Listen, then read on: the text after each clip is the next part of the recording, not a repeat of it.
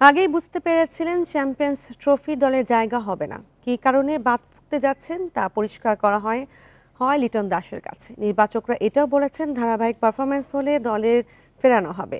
বিপিএলে বিধ্বংসী সেঞ্চুরি হাঁকানোর পর লিটন জানালেন শুধু পারফর্ম করা তার কাজ, নির্বাচকরা সময় হলেই তাকে ডাকবেন।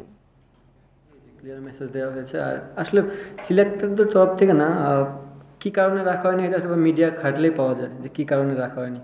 চ্যাম্পিয়ন্স ট্রফির দলে জায়গা হবে না আগেই বোধহয় আঁচ করেছিলেন, মানসিক প্রস্তুতিও ছিল, নইলে এত বড় ধাক্কা খেয়ে কিভাবে এমন ব্যাটিং করা যায়। রাজশাহীর বিপক্ষে ৪৪ বলে সেঞ্চুরি লিটন দাসের।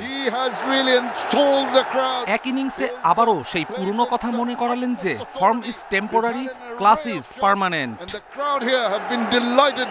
টি-20 ক্যারিয়ারের প্রথম সেঞ্চুরি, তানজিদের সঙ্গে রেকর্ড জুটি, রেকর্ড স্কোর ঢাকার।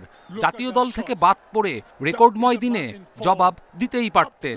লিটন প্রেস কনফারেন্সে এদিন বিনয়ী হয়েই উত্তর দিয়ে গেলেন। চ্যাম্পিয়ন্স ট্রফির বিষয়টা যদি বলেন, এটা আমার হাতে নেই, এটা সিলেক্টরদের সম্পূর্ণ কল। শুধু নট অনলি মি যে কারে খেলাবেন এটা সম্পূর্ণ তাদের একটা কল। সো আমার কাজ হচ্ছে এখানে পারফর্ম করা, যেটা করতে পারতেছিলাম না এতদিন। আমি ওটার জন্য হয়তো আপসেট ছিলাম কীভাবে ওখান থেকে ডেলিভার করা যায় পারফরমেন্স। ম্যাচের আগে যে মাইন্ড সেট আপ ছিল, ম্যাচের পরও সেম মাইন্ড সেট আপই আছে। আমি সবসময় একটা কথা বলি, আজকের দিনটা অলরেডি পাস্ট। বিপিএলে গত ২ ম্যাচে ৭৩ ও ১২৫, লিটনের রান খরা কাটতে শুরু করেছে, তাও আবার বড় ইনিংস দিয়ে। চাপের মুখে কামব্যাকের নজির তো আগেও দেখিয়েছেন লিটন। নির্বাচকরা কি ভাববেন নতুন করে? দলে পরিবর্তনের সুযোগ যে রয়েই গেছে। ওনারা মনে করেছে এই মুহূর্তে আমি টিমে ফিট হচ্ছি না, সো টিমে নেই। যদি তারা আমার খেলা দেখে মনে করে যে আবার যে আমি ফিট হওয়ার মতন, তাহলে হয়তো তারা কামব্যাক করাতে পারে, বাট সম্পূর্ণ তাদের কল। আমি কাউকে প্রমাণ করতে চাই না।